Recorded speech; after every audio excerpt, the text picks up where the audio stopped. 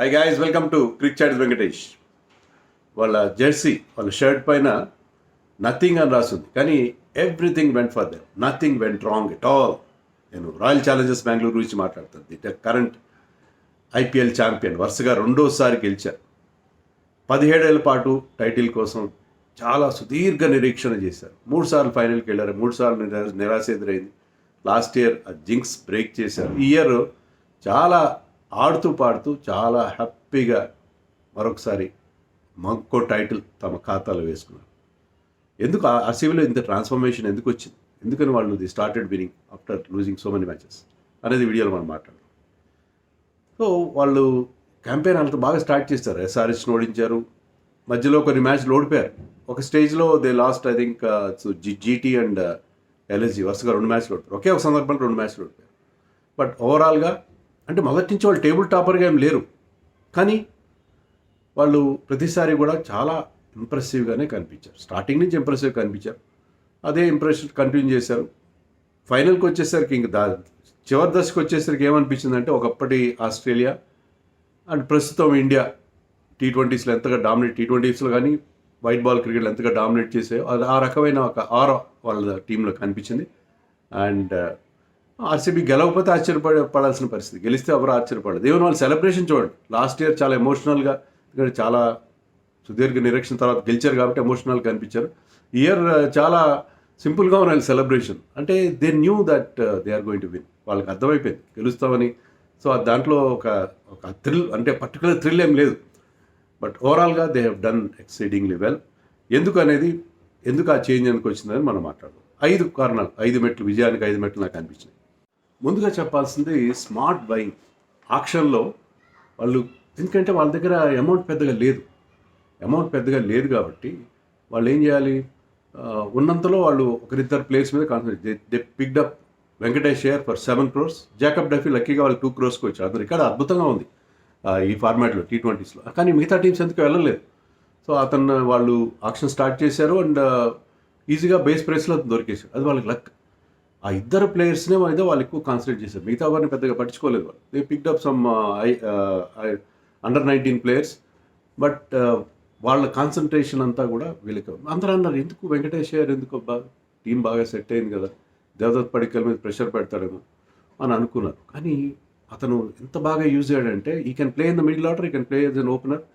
మొదట్లో impact player తీసుకొచ్చారు, అక్కడ కొద్దిపాటి ఇంపాక్ట్ క్రియేట్ చేశాడు. కానీ ఎప్పుడైతే ఓపెనర్గా వచ్చాడో, బెతల్ ఫెయిల్ అయ్యేసరికి అతను బ్రహ్మాండంగా పర్ఫామ్ చేశాడు. ఒక మ్యాచ్లో man of the match award గెలుచుకున్న తర్వాత మీరు అనొచ్చు ప్లే ఆఫ్స్లో పెద్ద నాక్స్ లేవు కదా, కానీ ఆ మొమెంటం ఇవ్వడం, క్వాలిఫైయర్ 1లో కానీ ఫైనల్లో కానీ అతను ఇచ్చిన మొమెంటం, అతను ఆడిన fearless style of brand of cricket, అది టీంకి చాలా పనికొచ్చింది. పర్టికులర్లీ గుజరాత్ టైటన్స్కి ఉన్న స్ట్రెంత్ ఏంటంటే వాళ్ళ ఓపెనింగ్ బౌలర్స్ మీద కౌంటర్ అటాక్ చేశాడు రబాడా అండ్ సిరాజ్ పైన.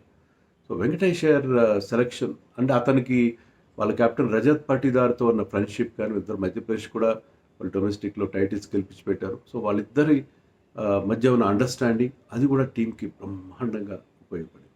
అలాగే జాకబ్ డఫీ, అతన్ని బ్యాకప్గానే తీసుకున్నారు. హ్యాజల్వుడ్ విషయంలో డౌట్ ఉంటుందని తెలుసు, ఇంజరీ ప్రోన్ ఉంటాడని చెప్పి. కానీ హ్యాజల్వుడ్ ఎప్పుడైతే స్టార్టింగ్ మ్యాచెస్ లేడో, Duffy started up so well. First win అతనే అందించాడు కదా ఎస్ఆర్హెచ్ పైన, was the man of the match. టపా ఎస్ఆర్హెచ్ టాప్ ఆర్డర్ని కుప్పకూల్చారు. సో ఈ 2 సెలెక్షన్స్ ఎంత బాగా, అంటే ఎంత స్మార్ట్గా బయింగ్ చేశారు వాళ్ళు. ఆ టీంని సేమ్ టీంతో వెళ్ళారు కదా వాళ్ళు. టీంలో ఏం మార్పులు లేవు. Rasikh Salam was there the last year, 2 మ్యాచ్లు ఆడాడు. మీకు టీం చూడండి, సేమ్ లాస్ట్ ఇయర్ ఆడిన టీమే, ఓన్లీ మీకు జాకబ్ బెతల్, వెంకటేష్ అయ్యర్ లాంటి వాళ్ళే కొత్త ప్లేయర్స్ మీకు కనిపిస్తున్నారు. అభినందన్ సింగ్ మీకు 12లో కనిపించిన ప్లేయర్స్, మిగతా వాళ్ళందరూ లాస్ట్ ఇయర్ ఆడిన వాళ్ళు. సో లాస్ట్ ఇయర్ ఏ టీంతో వెళ్ళామో అదే టీం మీద మేము నమ్మకం ఉంచుతున్నాము, అదే టీంతో వెళ్తాము. ఆ మార్పులు కూడా చాలా తక్కువ చేశారు. బెతల్ ఎన్నిసార్లు ఫెయిల్ అయినా అతను కంటిన్యూ చేశారు, దితేష్ శర్మ ఫెయిల్ అయినా అతను చివరి వరకు కంటిన్యూ చేశారు. ఎవరిని మార్పు చేయలేదు.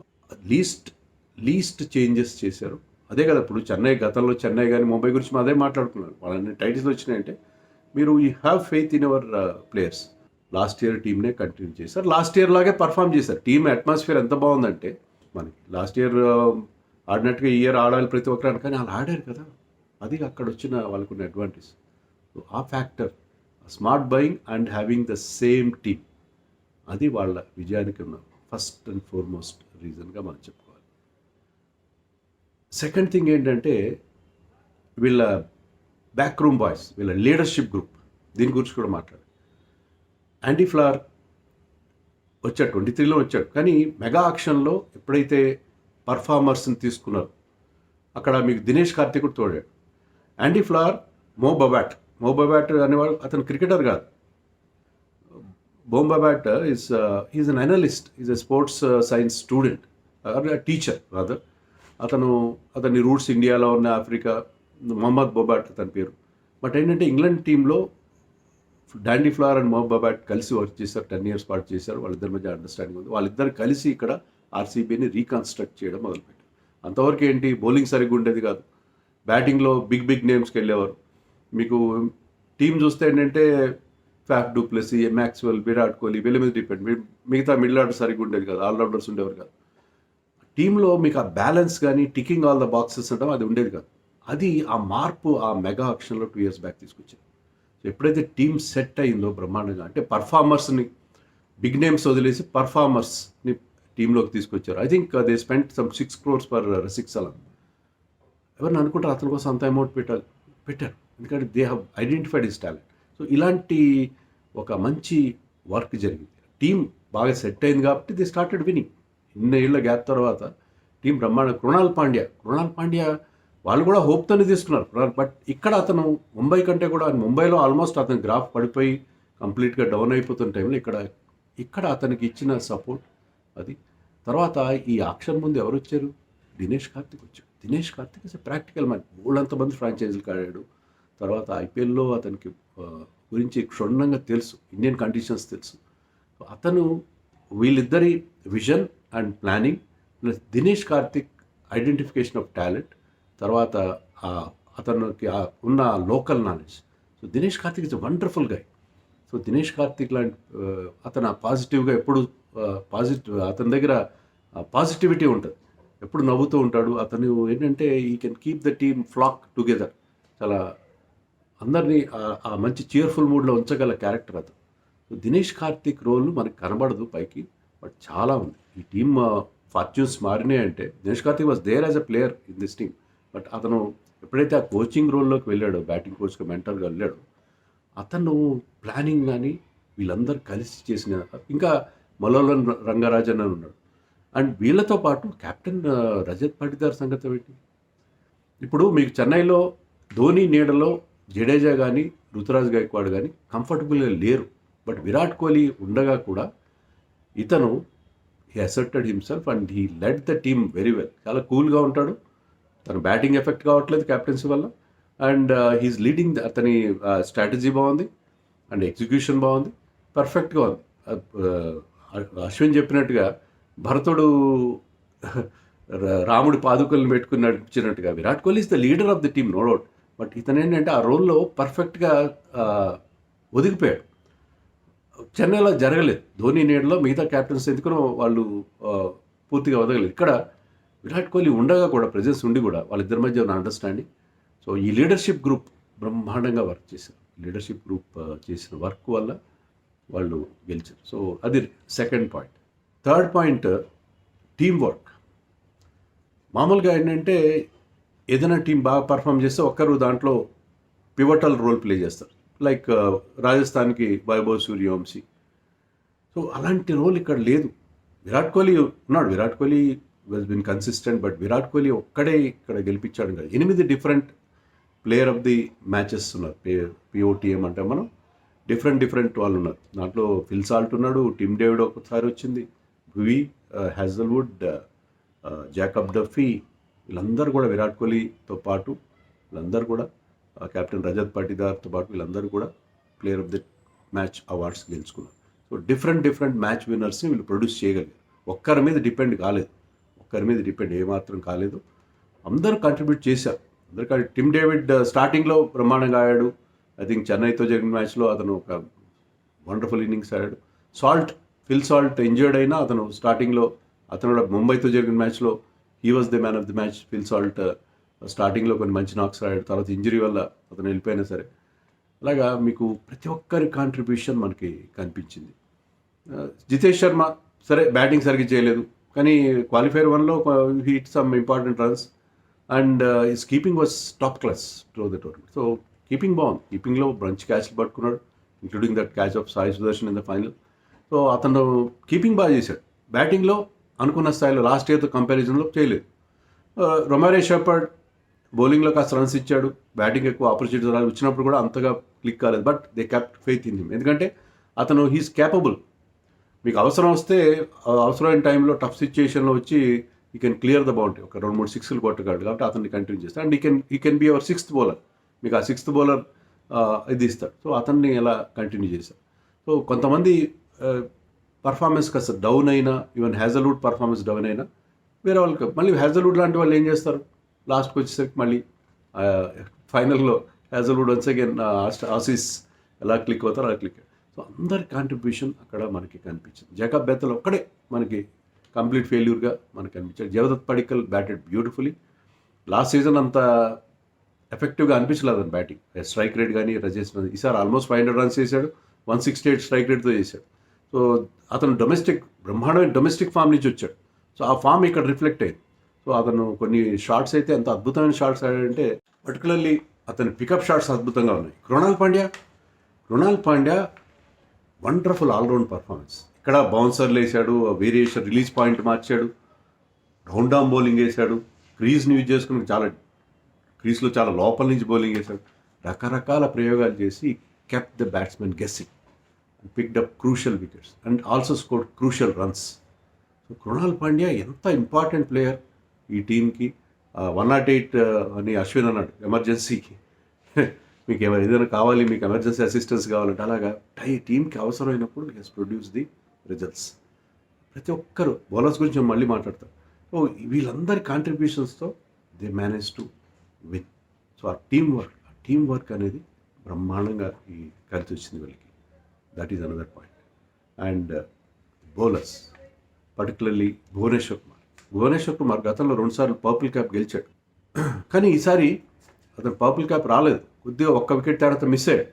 బట్ 2016-2017లో ఎస్ఆర్ఎస్ తరఫున పర్పుల్ క్యాప్ గెలిచిన దానికంటే ఈసారి ఎక్కువ వికెట్లు తీశాడు, 28 వికెట్స్ తీశాడు. And he look so good. అతను ఈసారి ఎక్కువ బాల్ స్వింగ్ చేయడానికి ట్రై చేయలేదు, just kept it there. Wobble seam use చేశాడు, కొంచెం slight deviation in swing or out swing, just slight deviation, perfect length, excellent bowling అతని నుంచి. ఎక్కువ స్టంప్స్ దాటలేదు, మహా అయితే 4 స్టంప్ అంతవరకు. Was the best bowler.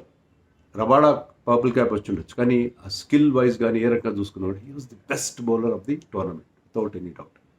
అతని ఎకానమీ అండర్ 8 ఉంది అండ్ 28 వికెట్స్ అండ్ ఎక్కువ పవర్ ప్లేలో తీశాడు.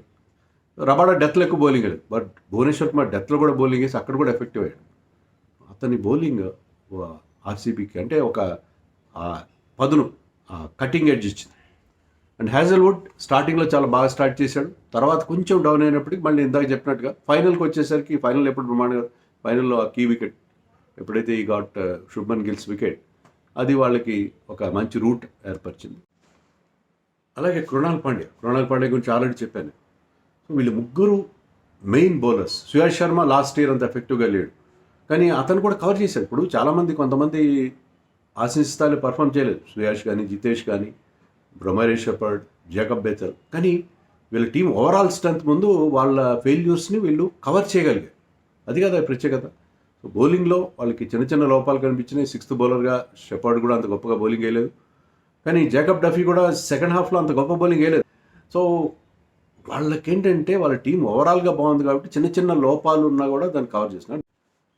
సో అబవ్ ఆల్ ఇంకొక ఫ్యాక్టర్ ఉంది, అదేంటంటే ది కోహ్లీ ఫ్యాక్టర్. కోహ్లీ మొదటి నుంచి ఉన్నాడు కదా, మొత్తం అన్ని సీజన్లో ఉన్నాడు కోహ్లీ, 19 సీజన్లో ఉన్నాడు కదా. ఆ ఫ్యాక్టర్ ఇప్పుడు లేదా? 2016లో లేదా? 2016లో ఆల్మోస్ట్ 1000 రన్స్ చేశాడు, అయినా కోహ్లీ ఫ్యాక్టర్ పనిచేయలేదు కదా. అంటే నేను చెప్పేది ఏంటంటే కోహ్లీతో పాటు మిగతా వాళ్ళు కూడా కంట్రిబ్యూట్ చేశారు కాబట్టి ఈసారి గెలిచారు. But Kohli factor is very very important. మీరు ఆ ఫైనల్ తీసుకోండి, ఫైనల్లో టార్గెట్ చిన్నదే, కానీ లో టార్గెట్స్ ఎప్పుడు కూడా చాలా ట్రిక్కీ చేజ్ ఉంటుంది. ట్రిక్కీగా ఉంటుంది చేజ్. కానీ ఆ చేజ్ని అతను మాస్టర్ చేసినాడు. వికెట్లు పడుతున్నాయి, ఒక స్టేజ్లో వికెట్లు పడ్డాయి, వరుసగా వికెట్లు పడ్డాయి. మీకు ఓపెనర్ వెంకటేశ్వర కొట్టాడు, ఇమీడియట్గా they last 1 more wicket of Devdutt Padikkal. అలాగే మీకు మళ్ళీ వరుసగా 2 వికెట్లు పడ్డాయి రషీద్ ఖాన్ ఓవర్లో. అయినా కూడా ఎక్కడ కూడా ఎలాంటి హికప్స్ లేకుండా తీసుకెళ్ళాడు. That is Virat Kohli consistency. 675 runs, వరుసగా 600 రన్స్ చేస్తాడు ప్రతిసారి. ఈసారి ఎప్పుడు లేంత strike rate 165 strike rate, 5 50s, ఒక 100. సో ఎప్పుడు మీకు అవసరమో అప్పుడు కావాల్సినట్టుగా అవతల తన ఓపెనింగ్ పార్ట్నర్ బెతల్ లాంటి వాళ్ళు క్విక్గా రన్స్ చేయలేకపోతున్నారు. Then he assume the role of then aggressor. అప్పుడు పవర్ ప్లేలో ధనాధన 4లు కొట్టడం, 6లు కొట్టడం. లేదు అదర్ ఓపెనర్ వెంకటేశ్వర్ కానీ సాల్ట్ కానీ చాలా అగ్రెసివ్గా ఆడుతున్నారు, అతనండి వాళ్ళు సింగిల్ తీసుకుని వాళ్ళకి స్ట్రైక్ ఇవ్వడం. ఇట్లా was always playing the situation. So అలాంటి ఒక సీనియర్ ప్రో ఉండడం మీ బ్యాటింగ్ని ఎప్పుడు కూడా బ్రహ్మాండంగా మీకు ఆ కన్సిస్టెన్సీని మెయింటైన్ చేయడం అనేది విరాట్ కోహ్లీలో సాధ్యమవుతుంది. అండ్ దీనికంటే కూడా ఇంపార్టెంట్ ఏంటంటే ది హై ఎనర్జీ లెవెల్స్, కసి, అతను చూపించిన ఇంటెన్సిటీ, ఛార్జ్డ్ అప్గా ఉండడం, ఎక్స్ట్రీమ్లీ ఛార్జ్డ్ అప్గా కనిపించాడు విరాట్ కోహ్లీ. అది rubs on the entire team మొత్తానికి కూడా ఆ హై ఎనర్జీ లెవెల్స్ మెయింటైన్ చేసేలా చేస్తుంది. విరాట్ కోహ్లీ ఆ రకమైన మూడ్లో ఉంటే మిగతా టీం కూడా అదే రకంగా ఉంటారు. అది నాకు అనిపించింది. నాకు ఒక పర్టికులర్ మ్యాచ్ అప్పుడు ఏమనిపించిందంటే, ఇండియన్ టెస్ట్ టీంలో ఇది మిస్ అవుతున్నాం కదా. టెస్ట్ టీంలో 5 రోజులు మీరు ఆ హై ఎనర్జీ లెవెల్స్ మెయింటైన్ చేయాలి, ఆ కసి, ఆ పట్టుదల మెయింటైన్ చేయాలి.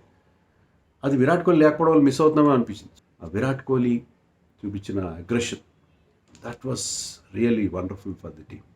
సో ఇవి నాకు అనిపించిన కారణాలు. మరి ఇవి కాకుండా ఏమైనా మిస్ అయ్యి ఉండొచ్చు నేను. సో 2 ఏళ్ల పాటు వరుసగా టైటిల్ గెలుస్తున్నారంటే ఖచ్చితంగా ఇన్నాళ్ళ గ్యాప్ తర్వాత they are doing certain things very very well. అద్భుతంగా చేస్తున్నారు అని నేను అనుకుంటున్నా. మరి మీరేమనుకుంటున్నారో కామెంట్స్లో చెప్పండి.